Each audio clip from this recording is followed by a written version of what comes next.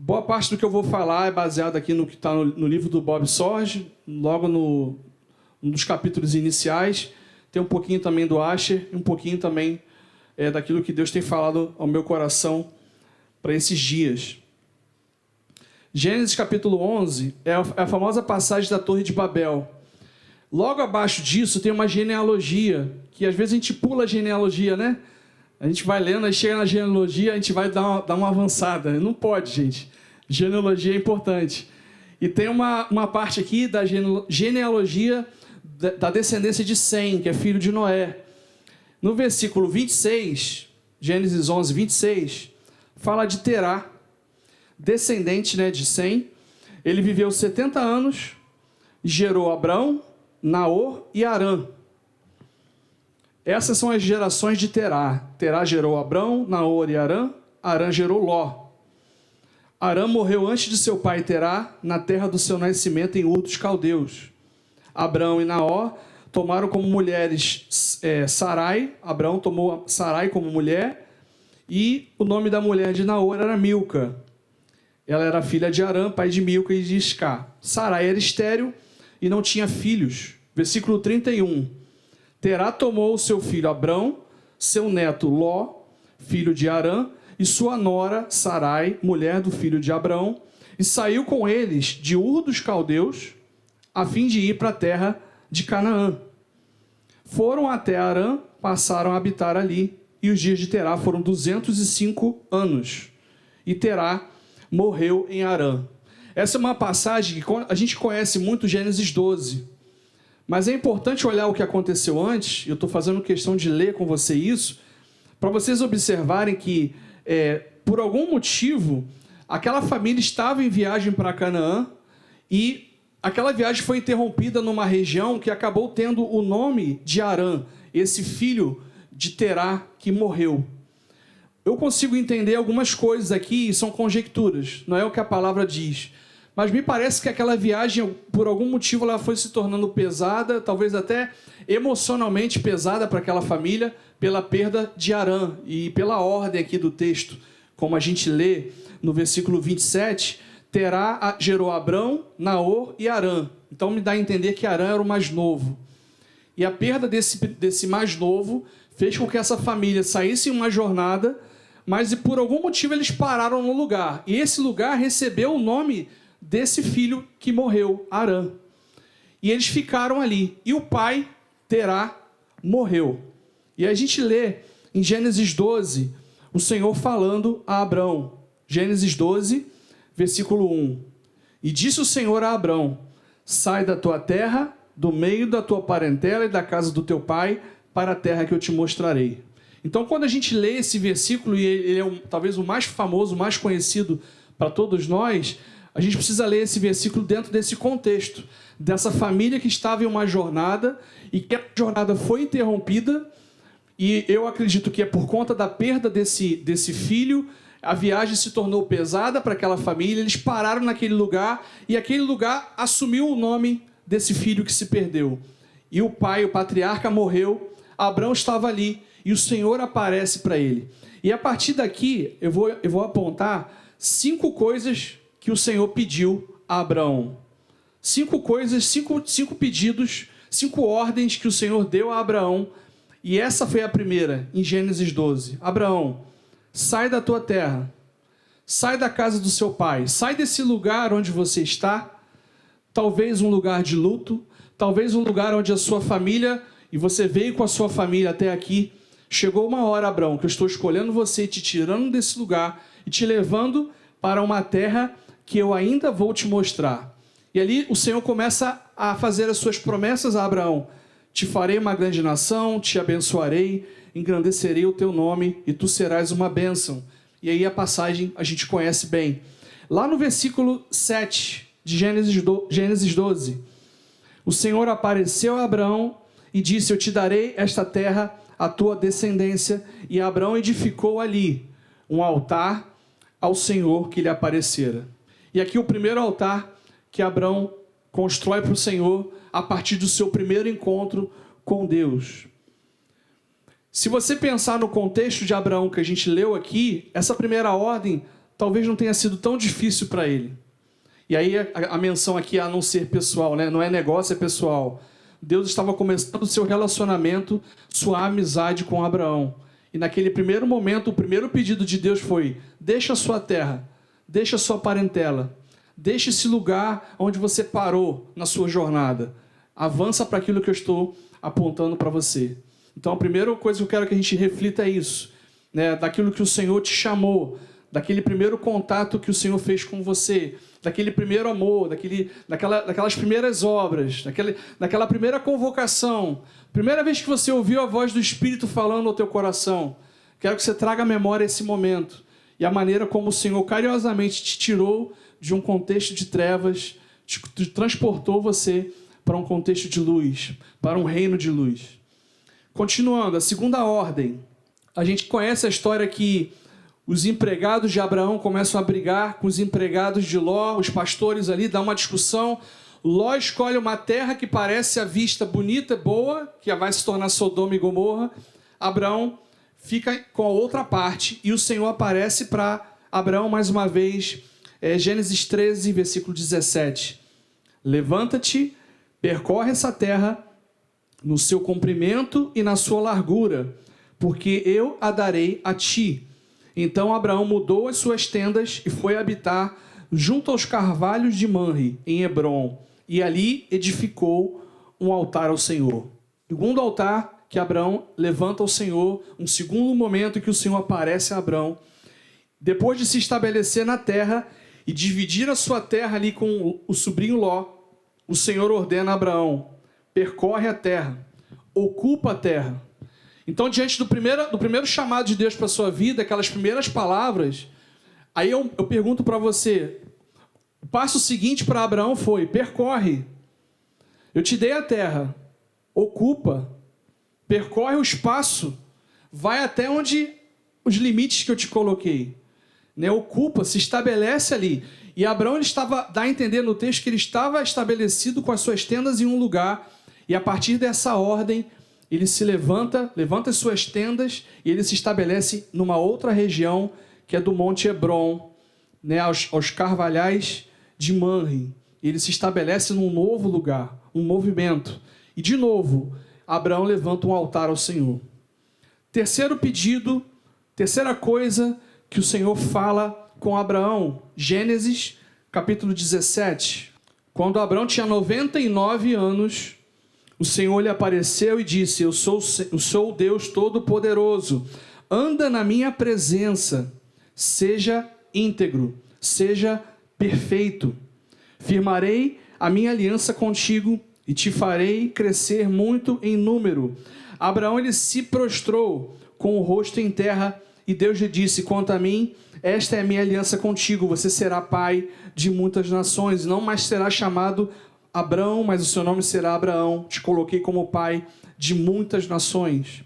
Repare que nessa terceiro pedido, terceira coisa que o Senhor fala para Abraão, agora ele já pede: olha, anda na minha presença, seja perfeito. Então vamos retomar a primeira ordem: sai da tua terra, venha para onde eu estou te chamando.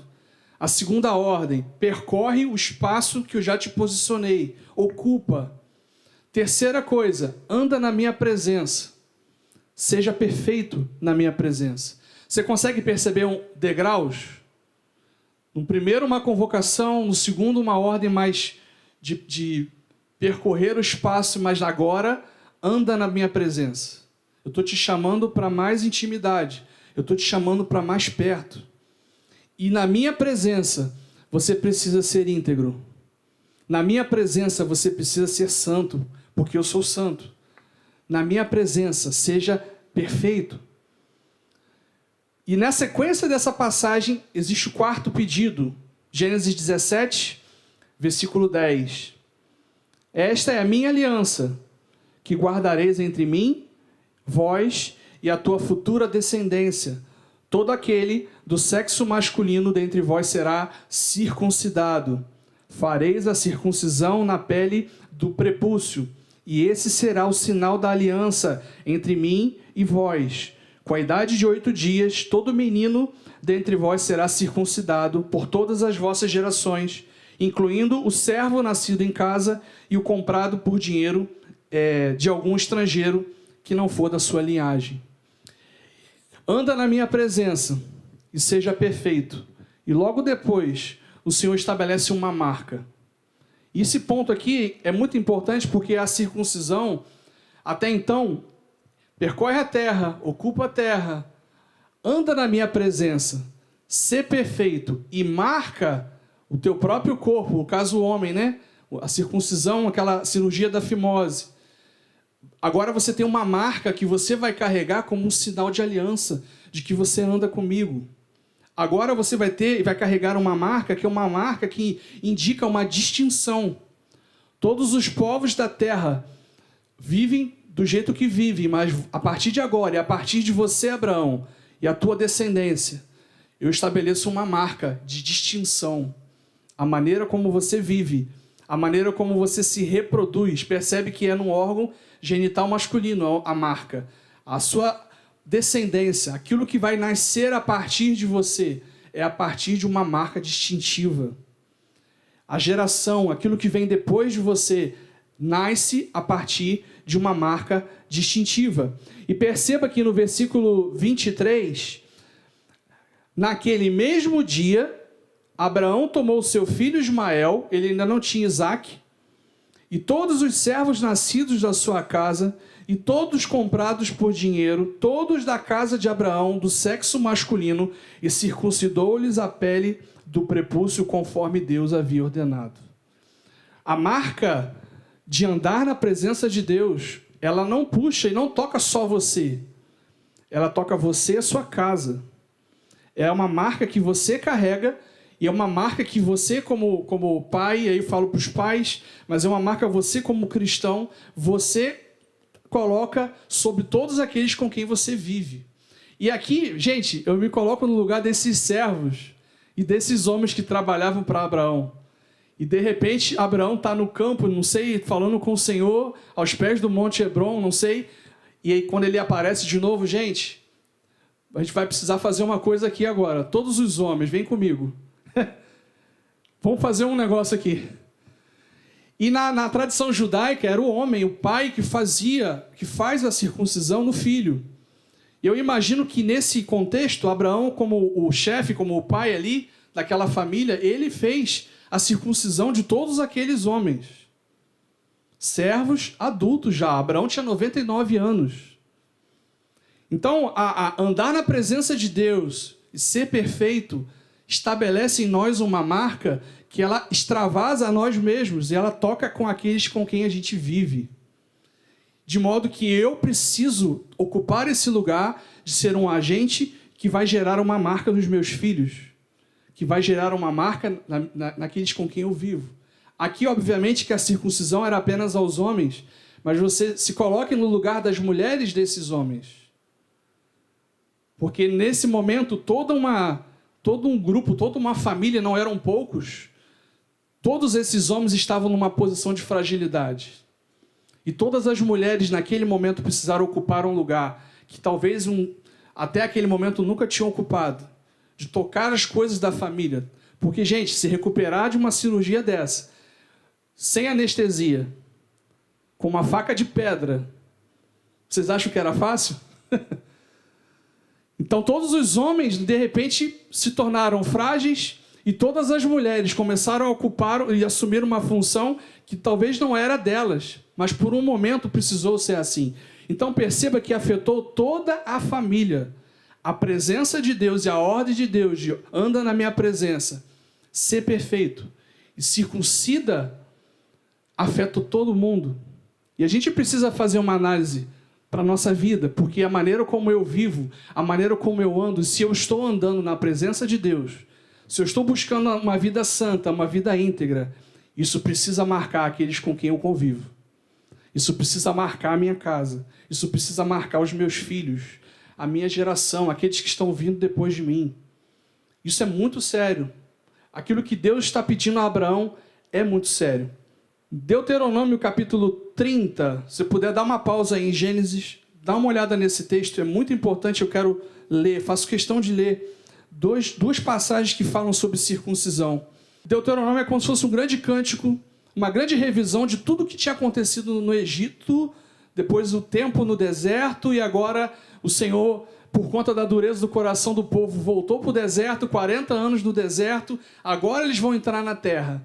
E Deuteronômio é uma passagem, é todo um livro de revisão para um povo que ainda não tinha visto os sinais que tinham acontecido no Egito. E Moisés está ouvindo do Senhor essas palavras. Deuteronômio 30, versículo 1. Quando te acontecerem todas essas coisas, a bênção ou a maldição que descrevi diante de ti. E essa bênção e essa maldição estão no capítulo 28 e 29. E te recordares delas de todas as nações para onde o Senhor teu Deus te houver lançado, e te converteres ao Senhor teu Deus e obedecerdes a sua voz, conforme hoje te ordeno. Presta atenção nisso. Obedecerdes a sua voz, conforme te ordeno. Tu e teus filhos, de todo o teu coração e com toda a tua alma, o Senhor teu Deus te fará voltar do teu cativeiro. Então repare que aqui é uma canção que já está profetizando à nação que o coração deles ia se endurecer, as maldições viriam sobre eles, eles seriam levados cativos. Então é um cântico que está apontando algo que ia acontecer com Israel. E quando isso acontecer, o Senhor vai se compadecer de ti, lá no cativeiro, lá na Babilônia. Versículo 4. Ainda que os teus exilados estejam na extremidade do céu, de lá o Senhor teu Deus te reunirá e te trará de volta. E o Senhor teu Deus te levará para a terra que os teus pais possuíram, e tu as possuirás, e ele te fará o bem, e te multiplicará mais do que a teus pais. O Senhor teu Deus, agora preste atenção, circuncidará o teu coração e o coração da tua descendência, a fim de que ames o Senhor teu Deus de todo o teu coração, com toda a alma, para que vivas. Eu quero fazer uma aplicação disso, porque o Senhor fez isso com Israel no tempo do exílio. O Senhor está fazendo isso com o seu povo nesse momento que antecede os últimos dias. Ele está marcando o coração de uma noiva que está sendo preparada, que está sendo convocada, que foi tirada de um lugar, de uma história, que percorreu um caminho e que agora está andando na presença de Deus. E o Senhor está circuncidando o nosso coração. A circuncisão é um símbolo de separação. Nós só podemos amar de todo o coração, de toda a alma, de toda a força, de todo entendimento, se o nosso coração receber essa marca de circuncisão. E é o próprio Deus que vai marcar o nosso coração para Ele. Um coração marcado por uma paixão, por uma entrega, por uma dedicação. Ele está fazendo isso com a igreja dos últimos dias. Ele está fazendo isso com você. Ele está fazendo isso comigo. Ele está nos marcando, porque ele nos quer para Ele. Ele está nos chamando para andar na presença dEle. E Jeremias 4, versículo 3. Repare que eu li Deuteronômio. Deuteronômio anunciou um tempo de exílio. Jeremias é o profeta do exílio. Porque assim diz o Senhor aos homens de Judá e de Jerusalém: lavrai o vosso campo novo e não semeeis entre espinhos. Circuncidai-vos ao Senhor e circuncidai o coração, ó homens de Judá e moradores de Jerusalém, para que a minha ira não sobrevenha como fogo e arda, sem que ninguém o possa apagar por causa da maldade dos vossos atos. O Senhor convocando o povo, parece que retomando aquilo que Moisés anuncia em Deuteronômio, daquilo que ia acontecer. Jeremias está falando de um tempo que está acontecendo, e o Senhor convocando: circuncidai o vosso coração, circuncidai-vos ao Senhor, separem-se para o Senhor, sejam distintos das outras nações. Eu estou chamando vocês para isso. Gênesis 18, o próprio Cristo almoça com Abraão e começa a compartilhar com ele: olha, estou para destruir Sodoma e Gomorra. Isso está lá em Gênesis capítulo 18. E o Asher, nesse livro dele aqui, ele diz sobre isso, que Abraão recebeu a permissão de dialogar com Deus sobre o julgamento. E é interessante isso, porque o Senhor poderia simplesmente destruir Sodoma e Gomorra. Mas o Senhor, ele tem uma amizade, algo foi construído entre Deus e Abraão. E naquele momento, depois que Abraão anda na presença, Abraão busca uma vida santa, Abraão é circuncidado. Agora eu posso compartilhar com ele aquilo que eu estou para fazer. E isso é uma outra marca para nós. Deus está compartilhando e quer compartilhar conosco, com o seu povo, as coisas que Ele está preparando, as coisas que Ele está por fazer na cidade de São Gonçalo, na cidade de Niterói, na cidade de Maricá, no Rio de Janeiro. O Senhor está compartilhando, quer compartilhar do seu coração, mas Ele só revela a sua intimidade, os seus segredos para aqueles que o amam de uma maneira integral, de uma maneira santa. Aqueles que têm um coração circuncidado, que têm uma marca, que vivem debaixo da presença do Senhor. Ele está fazendo isso também nos nossos dias. O caráter aprovado de Abraão e a sua fidelidade de aliança fizeram dele um amigo de Deus. O quinto pedido, a quinta coisa que o Senhor pediu a Abraão. Gênesis 22, versículo 2. Toma agora o teu filho, o teu único filho Isaque, a quem amas, vai à terra de Moriá e o oferece-o ali em holocausto, sobre um dos montes que mostrarei. E é muito importante a gente analisar esse texto do seguinte entendimento. O Isaque ele já era grande o suficiente, a passagem demonstra isso, porque ele carrega lenha até esse monte, onde seria sacrificado. E Isaque, ele não questiona, a única pergunta que Isaque faz é: aqui está a lenha, aqui está o altar, aonde está o animal para o sacrifício? Mas repare, lendo todo esse texto de Gênesis 22, que Isaque, ele não reluta. Isaque, ele deita sobre o altar que Abraão e os seus servos ali prepararam. E Isaque observa o seu pai pegando a faca para imolar o seu filho como sacrifício. E Isaque permanece no seu lugar. Isso fala uma atitude que a gente vê em Cristo, de uma ovelha muda, que não abriu a sua boca, que foi entregue na cruz. Isso aponta, o quinto pedido de Deus a Abraão aponta de um coração que já está tão rendido, andando na presença, de modo que o seu pai era amigo de Deus, mas isso era tão forte que Isaque, ele se submete à autoridade do pai, Abraão, ainda que isso implicasse na sua morte, porque ele confiava não apenas no seu pai Abraão, mas Isaque confiava no Deus de Abraão, pelo relacionamento que Abraão tinha com ele.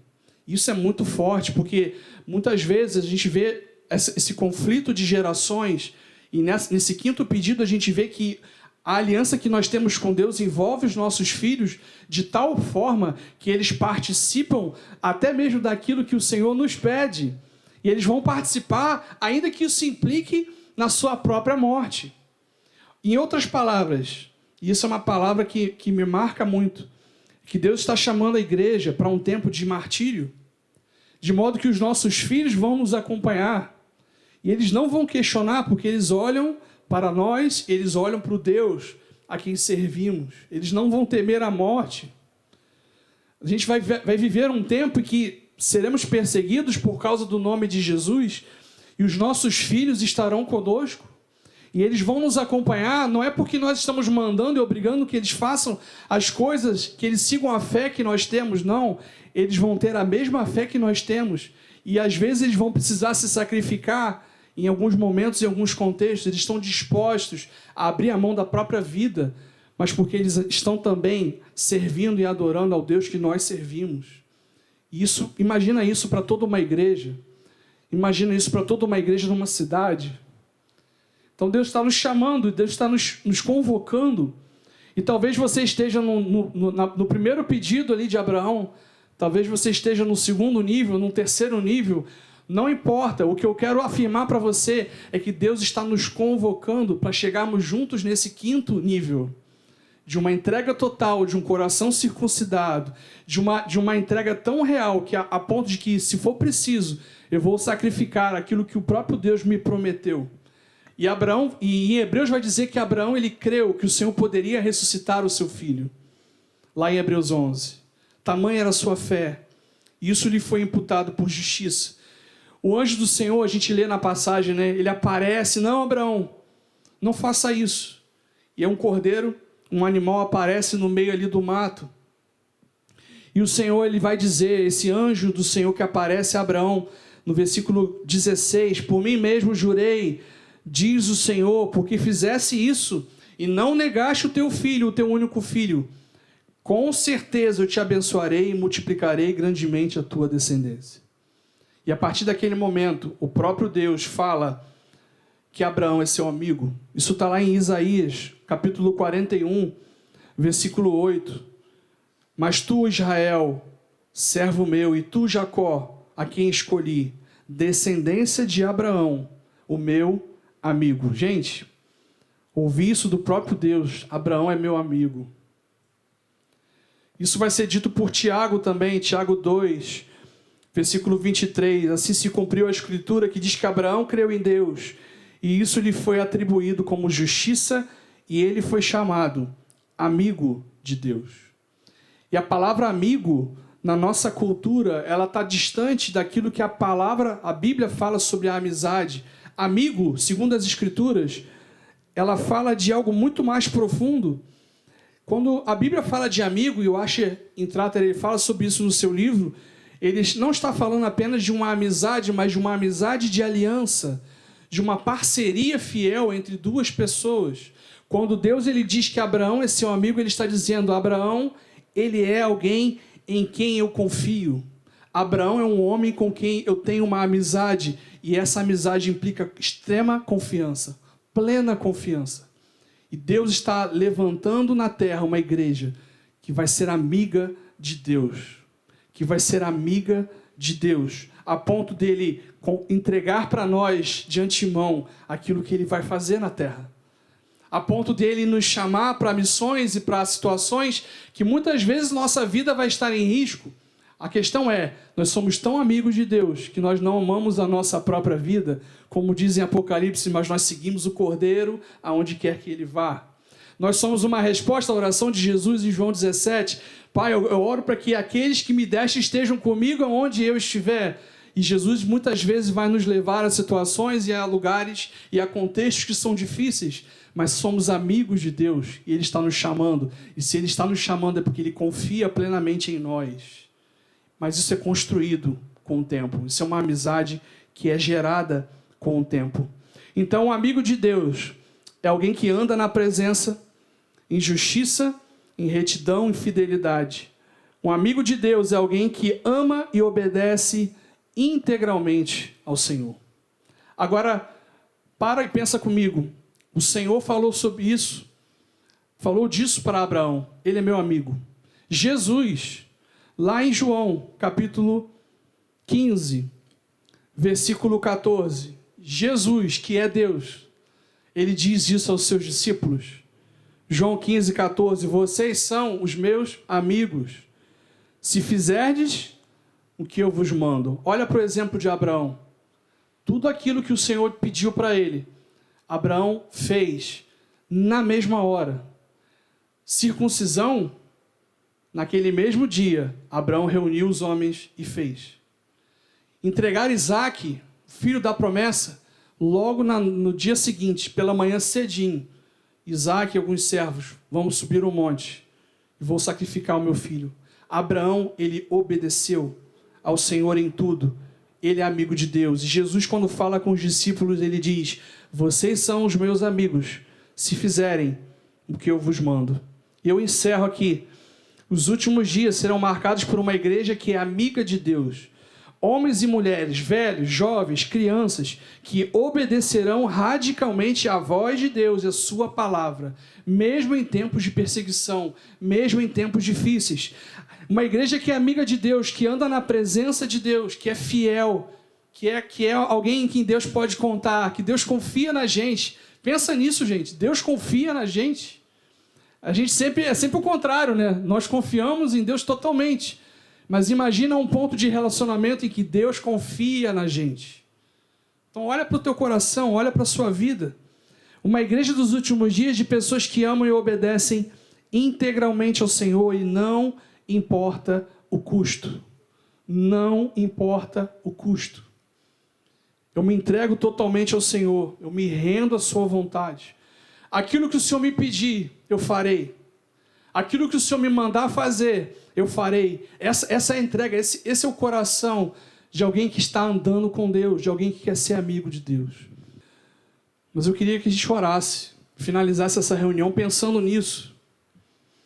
E, gente, não importa em que grau de amizade nessa construção que a gente leu aqui de Abraão e o Senhor, não importa o grau, sabe? O que importa é o fim. O que importa é que você vai ser um amigo de Deus se você se colocar nesse lugar de obediência total, de uma entrega total ao Senhor. E eu queria que a gente orasse, eu queria que você fizesse uma oração.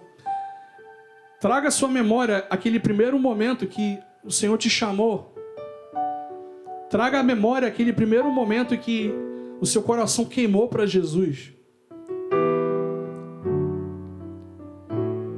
Talvez numa igreja mais tradicional, mais histórica, talvez numa igreja mais pentecostal, talvez no meio da rua. Eu não sei qual foi a sua história, mas você sabe aquele momento que o Senhor te chamou para Ele. Pensa também em outros encontros que você teve, traga à memória isso. E diga ao Senhor: Senhor, muito obrigado, porque o Senhor não desistiu de mim. O Senhor olhou para mim, o Senhor me amou, o Senhor me tirou de um contexto de trevas, o Senhor me transportou para o reino do Filho do seu amor. Olha para as coisas, lembra, traga à memória aquilo que o Senhor te pediu em sacrifício. Às vezes que você ouviu numa pregação como a de hoje, ou em outro momento, ou na sua leitura devocional, em que o Senhor falou com você: anda na minha presença, seja íntegro na minha presença, circuncida o teu coração. Pai, eu oro para que o teu Espírito nos marca o nosso coração mais uma vez, nos lembra da aliança que fizemos contigo, nos lembra, Senhor, dos momentos em que declaramos: Senhor, eu sou teu amigo, eu quero ser teu amigo, eu quero te seguir aonde for, eu quero te seguir em tudo, eu quero obedecer a sua voz, a sua palavra. Pai, eu quero trazer à memória isso e dizer: Senhor, eu não tenho sido assim, eu tenho falhado muitas vezes, mas Pai, eu quero persistir, eu quero prosseguir, porque o Senhor não desiste de mim, o Senhor quer confiar a mim os seus segredos, a sua intimidade, o seu coração. Pai, eu quero participar da sua santidade, eu quero ser disciplinado muitas vezes, eu quero ouvir repreensões, exortação. Pai, eu quero me submeter à sua voz, à sua palavra, mas eu quero participar da sua santidade. Como um filho, eu quero participar da intimidade do rei. Eu quero ser como aquele filho que consegue acordar o rei às 3 horas da manhã, porque ninguém tem essa autoridade, essa coragem de acordar o rei às 3 horas da manhã, a não ser um filho. E eu quero ser esse filho que tem essa intimidade, que tem esse acesso.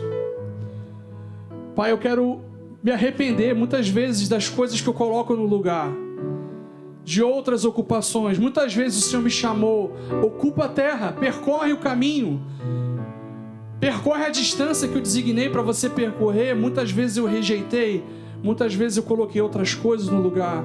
Mas hoje, Senhor, eu quero me colocar nesse lugar de humildade, de um coração quebrantado, e dizer: Senhor, eu quero percorrer a distância que for, eu quero fazer aquilo que o Senhor me mandou fazer, mas eu não quero terminar 2020 do jeito que eu comecei. Eu quero confessar meus pecados, eu quero abandonar coisas que eu carrego comigo, sentimentos, mágoas. Eu quero romper com essas coisas, porque o Senhor está me chamando para andar na sua presença e ser perfeito. O Senhor está me chamando para circuncidar o meu coração diante de Ti. O Senhor está me chamando para sacrificar Isaac, sacrificar a promessa, sacrificar as bênçãos que o Senhor me colocou. E eu quero dizer: Senhor, eu estou aqui nessa noite como um filho para obedecer a sua voz e ser o seu amigo. Eu quero ser o seu amigo. E minha oração, Senhor, aqui agora, nesse final é: Pai, eu quero fazer parte de uma igreja de amigos de Deus. Pai, eu oro para que essa igreja seja uma igreja de amigos de Deus. Famílias, pais e filhos que são amigos de Deus, num nível que se o Senhor leva a lugares difíceis, a momentos difíceis, a momentos de entrega, de perseguição e até de morte, Eu quero fazer parte de uma igreja como Esmirna, que foi chamada e convocada ali para uma igreja que vai padecer e que ouviu: ser fiel até a morte, e eu te darei a coroa da vida. Eu quero fazer parte de uma igreja, Senhor, de pessoas que estão amando o Senhor mais do que a própria vida.